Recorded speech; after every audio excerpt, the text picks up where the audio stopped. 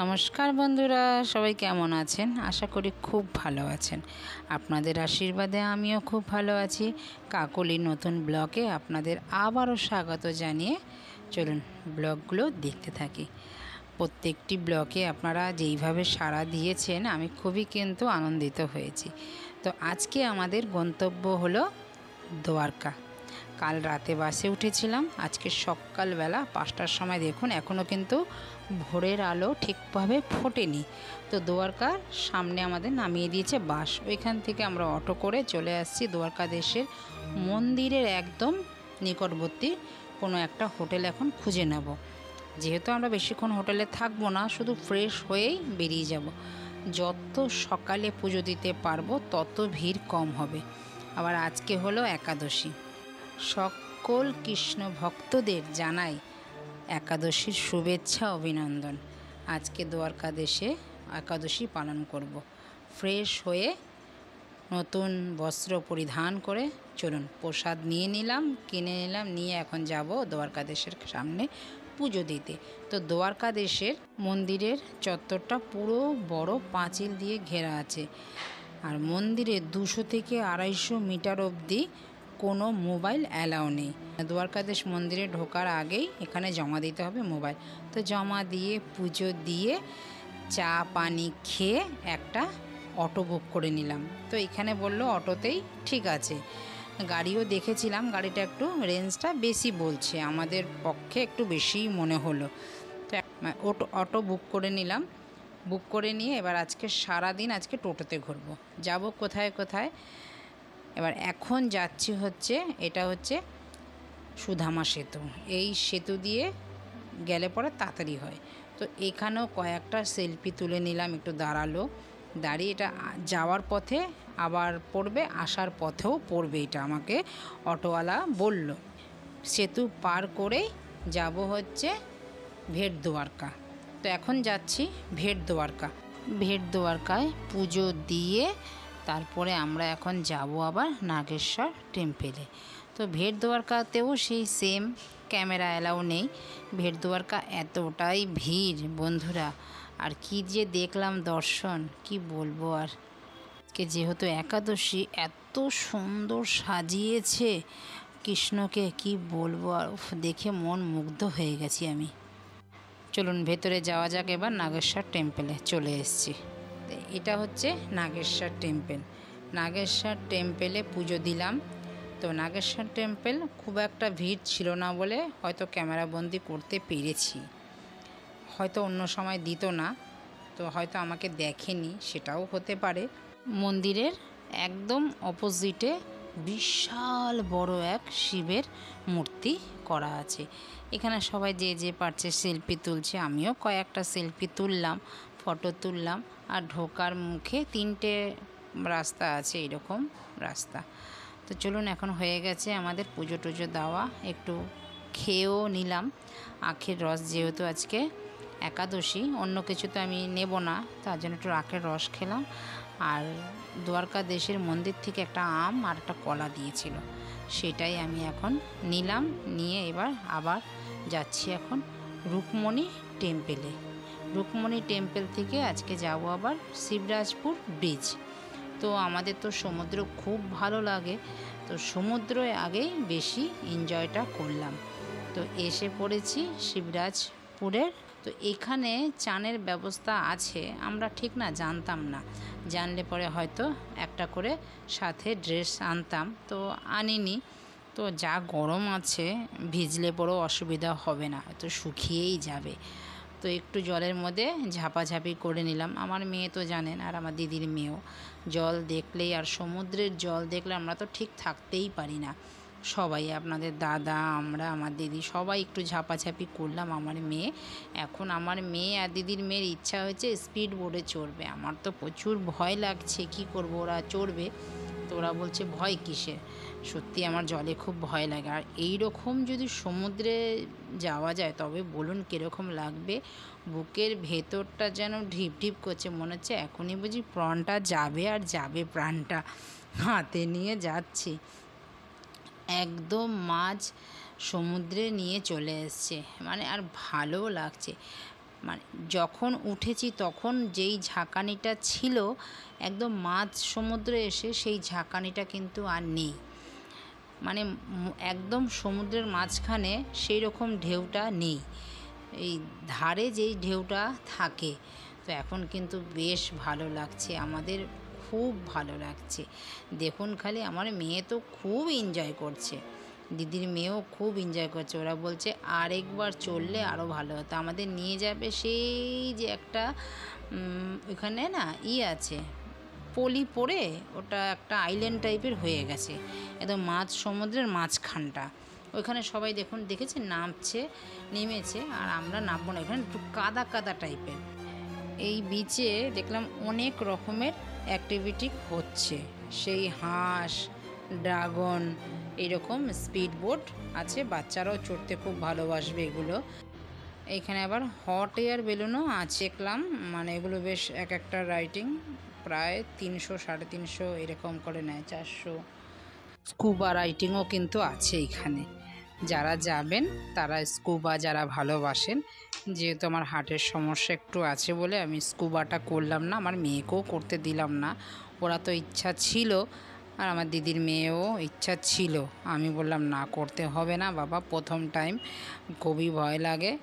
তো মানে এমনি জল দেখে খুবই ভয় লাগছে, দেখেছেন তো, মানে সমুদ্র তো কূল দেখা যায় না, মাঝ সমুদ্রের মাঝখানে একটা আইল্যান্ড মতন হয়েছে, ওইখানে নিয়ে গিয়ে স্কুবা করায়। এখানে হাওয়া হচ্ছে, ভালোই লাগছে। আর সমুদ্রে ঘুরতে কার না ভালো লাগে বলুন বন্ধুরা, মনে হয় তো আমার মতন সমুদ্রে ঘুরতে কিন্তু সবাই ভালোবাসেন। মানে সবথেকে বেশি ভালো লাগে হয়তো সমুদ্র আর পাহাড়, বাঙালির সমুদ্র পাহাড়েই কিন্তু বেশি ভালোবাসে ঘুরতে। কিছুতেই জল থেকে উঠতে আর ইচ্ছে করছে না, মানে মনে হচ্ছে আরও একটু জলে থাকলে মনে হচ্ছে আরও একটু ভালো লাগতো। চলুন আবার পরের গন্তব্য কোথায়। এবার জলে ঝাপাঝাপি করে এবার খাওয়ার পালা। এবার না খেলে তো, পেটে না দিলে তো, এবার জলে যে ঝাপাঝাপি করেছি, যা খেয়েছিল সেটা তো সব হজম হয়ে গেছে। আর ওই যে দেখুন এই সমুদ্র টটডেজ ধরে একদম সোজা রাস্তা, তো চলে এসেছি একটা হোটেলে।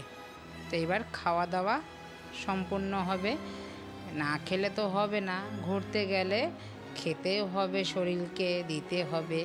তো এইখানে নিয়ে নিয়েছে, ওরা 4 জন খাচ্ছে, আজকে তো আমার একাদশী, আজকে আমি ফল খেয়েই থাকবো।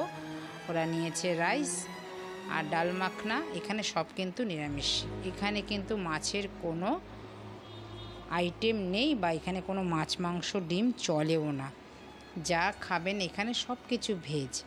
দ্বারকাদেশ বলুন, রুকমণি টেম্পল বলুন, যেখানেই বলুন, এই পুরো দ্বারকাদেশে কিন্তু নিরামিষই সব। তো খাওয়া দাওয়া হওয়ার পরে এবার যাচ্ছি রুকমণি টেম্পলে। এই হোটেলের থেকে বেশি দূর না, খুব একটা সামনে। রুকমণি টেম্পল দেখে, জানেন তো রুকমণি টেম্পল এখানে যে মহাভারতেতে কথিত আছে যে রুকমণি এইখানে এই জায়গায় সমুদ্রের পাড়ে বসে তপস্যা করছিল।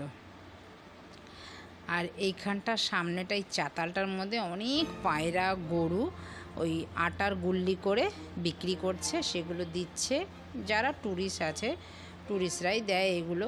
অনেক পায়রা, এক রকমের দানা পাওয়া যায়, সে কী দানা আমি জানি না, বেশ মাসকালাই ডালের মতন ছোট ছোট একটা দানা, 10 টাকা করেই পাওয়া যায়। পায়রার জন্য দিলাম, আর গরুর জন্য দেওয়া হয়।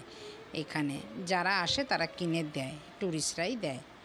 তো আমি একটা ডাবও খেলাম, ডাবটা খাওয়ার পর মানে প্রাণটা যেন শান্তি হয়ে গেল। আর এই রুকমণি টেম্পলের ওপরে উঠে গেছি, ভেতরে যথারীতি ক্যামেরা অ্যালাউ নেই, প্রত্যেকটা মন্দিরেই এই অ্যালাউ নেই। এবার মন্দিরের চারপাশটা একটু ঘুরে নিলাম, ক্যামেরাবন্দি করলাম।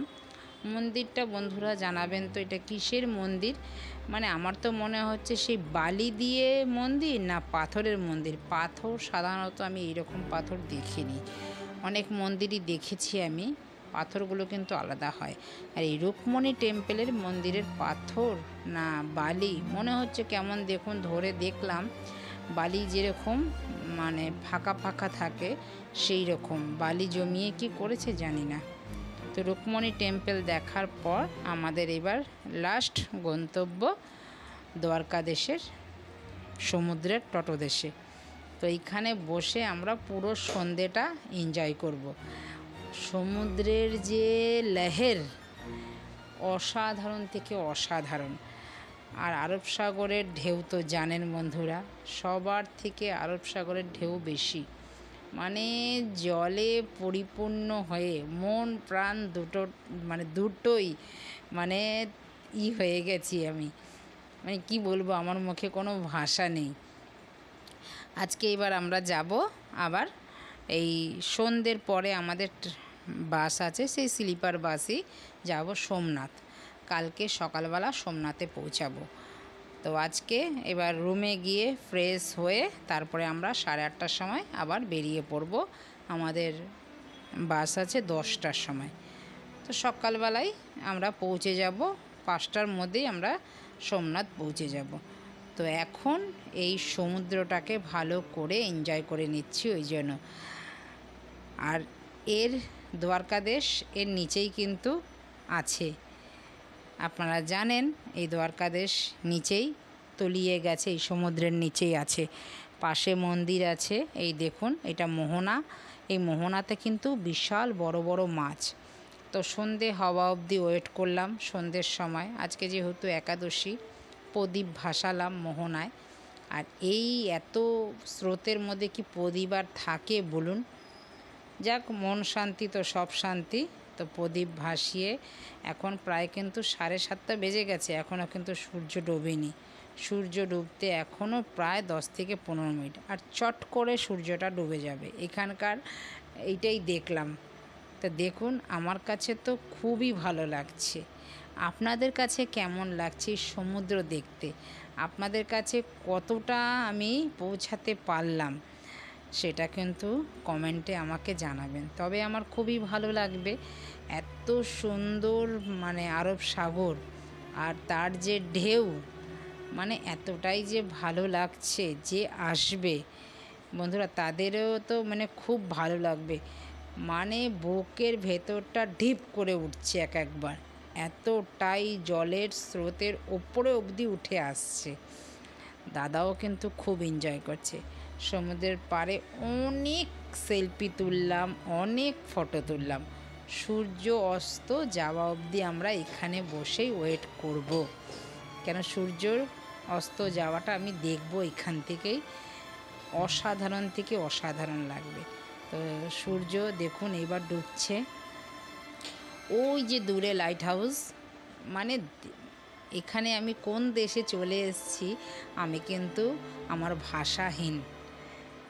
এতটাই ভালো লাগছে বন্ধুরা দেখতে। আপনাদের কেমন লাগছে দেখুন। আপনাদের দেখাতে পেরে আমার তো আরও ভালো লাগছে। দেখুন সূর্যটা ডুবছে, আর কি যে ভালো লাগছে, অসাধারণ। খালি জল আর জল, তল আর নেই, দেখুন শুধু জল। এত সুন্দর, কি বলবো আর। তো বন্ধুরা, ভিডিওটা আপনাদের কেমন লাগলো? যদি কোথাও ভালো লেগে থাকে লাইক কমেন্ট শেয়ার করে চ্যানেলটিকে সাবস্ক্রাইব করে আমার পাশে থাকবেন। তো দেখা হচ্ছে শিগগিরই নতুন একটি ব্লগে। ততক্ষণে সবাই ভালো থাকবেন, সুস্থ থাকবেন। নমস্কার, টাটা। আবার দেখা হচ্ছে কালকে সকাল থেকে সোমনাথে। ভিডিওগুলো পুরো দেখতে থাকবেন।